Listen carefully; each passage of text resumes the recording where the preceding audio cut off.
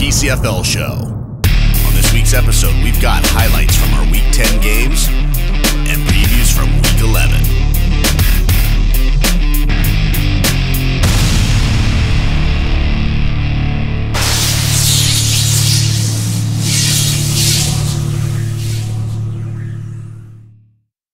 The PCFL Show is brought to you in part by 916 Design Studio. For all your design needs, call 916-747-9255. Also by Hosted Sports, the only one-stop place for all sports on the web.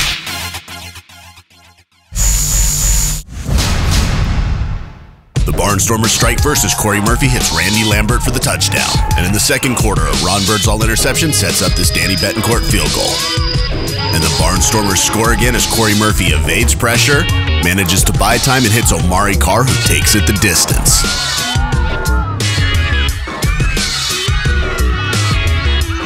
Deshaun McGregor knocks the ball loose, and Ben Murdoch recovers for the Barnstormers, which sets up this throw from Corey Murphy to Aaron Wallace for the touchdown. Eagles quarterback Ray Pinkston finds Carl Smith in the back of the end zone for the touchdown, and your final score is Central Coast Barnstormers 24, San Jose Eagles 7. In the first quarter, the Chiefs get on the board first as Kyle Allen hits Austin Winston for a 42-yard touchdown. But the Fury come right back as Logan Hollis hits Steve Dickinson again, Obi Ngazume, and Terrence McGee for touchdowns. The Chiefs respond as Kyle Allen hits Austin Winston, who takes it 68 yards for the touchdown.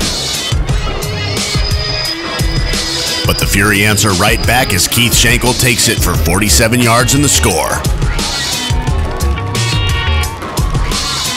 Terrence McGee also takes one in on the ground. The Chiefs go for it on a fourth down conversion, but the ball is picked off by Montario Thompson. He then laterals to Lamont Providence, who takes it the rest of the way for the score. The Chiefs respond with a solid drive in this touchdown pass to Tony Edmondson. The Fury go on to score two more times in the third quarter. Logan Hollis hits Kyle Providence for one, and Will Bryant for the other. And your final score is Capital City Fury 63, Solano Chiefs 18. The Giants defense starts the scoring early in the game when Chris Collier picks off a screen pass and takes it the other way. And on their next possession, Marquez Shaw hits Deshaun Hosey Jr. for the touchdown. And when the Giants get the ball back, it's Marquez Shaw to Deshaun Hosey Jr. again. Later on in the second quarter, Marquez Shaw rolls out, buys a little time, finds Deshaun Hosey Jr. in the middle of the field, who navigates through traffic and takes it 30 yards for the score. The Giants get the ball to start the third quarter, and on the first play from scrimmage, Marquez Shaw hits Deshaun Hosey Jr. for their fourth touchdown of the game. The Bulls get on the scoreboard with this 24-yard touchdown strike. They go for two and convert. On the Giants' next possession, Marquez Shaw tosses his fifth touchdown of the day, this time to B.J. Wimberly from 36 yards out.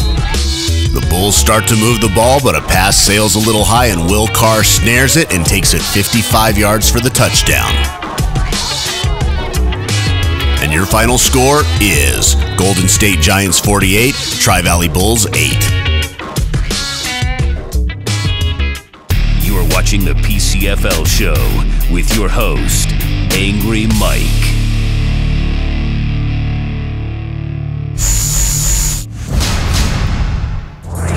Carl Michaelon gets the Rattlers on the board first as he takes it in from 28 yards out. And the Rattlers score again in the first. This time Albert Higgs hits DeAndre Montgomery for the touchdown.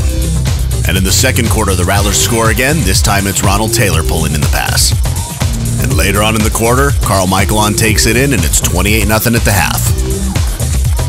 In the second half, the Rattlers look like they were going to score again, but it's picked off. And the War Angels get on the board as Greg Parker finds Earl Williams, who takes it the distance. And in the fourth quarter, Earl Williams makes a couple people miss and takes it up the sideline for the touchdown. Later on in the quarter, the Rattlers punt it away. It bounces once, and Mike Harris takes it and takes it the distance for 6. They went for the 2-point conversion, but the pass was deflected by Bubba Murs, keeping it a 2-score game. And nearing the end of the game, Nick Molitano caps it off for the Rattlers with this touchdown run. Final score, North Bay Rattlers 35, Richmond War Angels 19. This game was very much a defensive battle. Here, Jihad Mahassan gets to the 6-yard line for the Islanders, which sets up a Brian Powers field goal. But the Ducks answer back as Cody Allen finds Michael Conway for the touchdown. The Ducks go to kick the extra point, but it is blocked. Ray Twine alertly scoops it for the Islanders and takes it the other way for 2. In the third quarter, Jason Harrison shows some incredible balance and gets into the end zone, giving the Islanders the lead. But early in the fourth, Cody Allen evades pressure and hits Michael Conway again for the touchdown, tying it up. And with about 7 minutes left in the game, Cody Allen rolls out and hits Tim Lang down at the 2, which sets up Lamont Muldrow for the touchdown. And your final score is Delta Ducks 19, Pacifica Islanders 12. And in other scores around the league, Tommy Hampton rushes for 7 carries, 46 yards, and 2 touchdowns to help the South Beach Outlaws defeat the Spartans 50-7. Let's take a look at our performers of the week.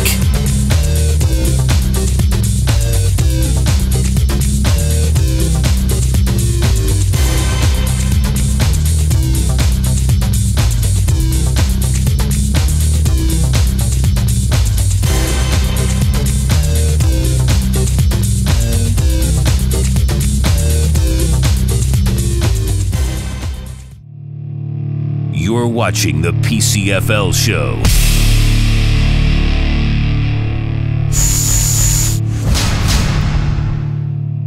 While the Bulls are out of playoff contention, they're playing for pride and they're trying to build for next year. The California Rhinos started the season 3-3, but have slid since. They're out of playoff contention, but they definitely want to finish the season on a positive note to turn that around for next year. The Tri-Valley Bulls take on the California Rhinos Saturday, May 31st, 2 o'clock kickoff at Burrell Field, sponsored by Hacienda Plaza Family Dentistry. The San Jose Eagles have dropped their last 2 and are out of playoff contention. Can they finish the season with a good showing to build for next year against a tough Islander team that's primed for their playoff push? They're in a good position in terms of tiebreakers, but they still need this win to get into the playoffs.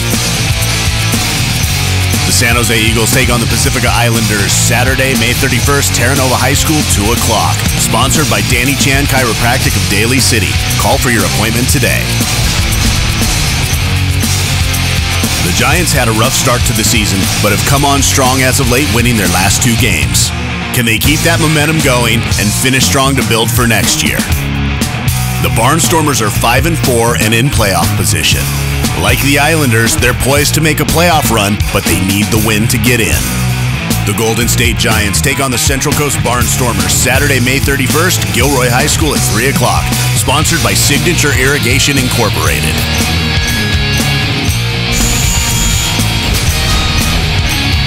The Chiefs are 5-4 and still alive for the playoffs, but the road won't be easy. They'll need help from a couple of other games, as well as pulling off the win against an undefeated North Bay Rattler team who shows no sign of slowing down. I had said at the beginning of the season I didn't think anybody would go undefeated this year, and they're on the verge of doing just that. The North Bay Rattlers take on the Solano Chiefs Saturday, May 31st at Vaca Christian High School. Kickoffs at 5 o'clock. Sponsored by Sign Anatomy of Vacaville. The War Angels are in the same position of the Chiefs. They're 5-4, they're still mathematically eligible, but they're going to need help getting in as well as a win here. The South Beach Outlaws have locked a playoff position. What hasn't been locked yet is the seeding. They need the win here to secure the number 2 seed and a first-round bye. The Richmond War Angels take on the South Beach Outlaws Saturday, May 31st, 11 a.m. kickoff at Miramani High School. Sponsored by Pittsburgh Smog. Call 925-432-PASS. While this game doesn't matter for either team in terms of making the playoffs, it's huge in terms of playoff positioning. A win by the 6-3 Fury will give them the 3rd overall seed and a home playoff game. A win for the Ducks will secure the 3rd seed. If the Outlaws lose and the Ducks win, then they secure a first-round bye in the 2nd seed. Now, with all that said, records probably don't matter because this crosstown rivalry will make for an excellent game. The Capital City Fury take on the Delta Ducks Saturday, May 31st, Grant Union High School in Sacramento. Kickoff's at 5:30. Well, that's it for this episode of the PCFL Show. 1 week left, 8 teams mathematically still eligible. It doesn't get any better than that. Also, be sure to share the show links on Facebook. The more we get out into our communities, the more people we get coming to our games. Also, check out the PCFL.com for more info. I'm your host, Angry Mike, and I'll see you next week.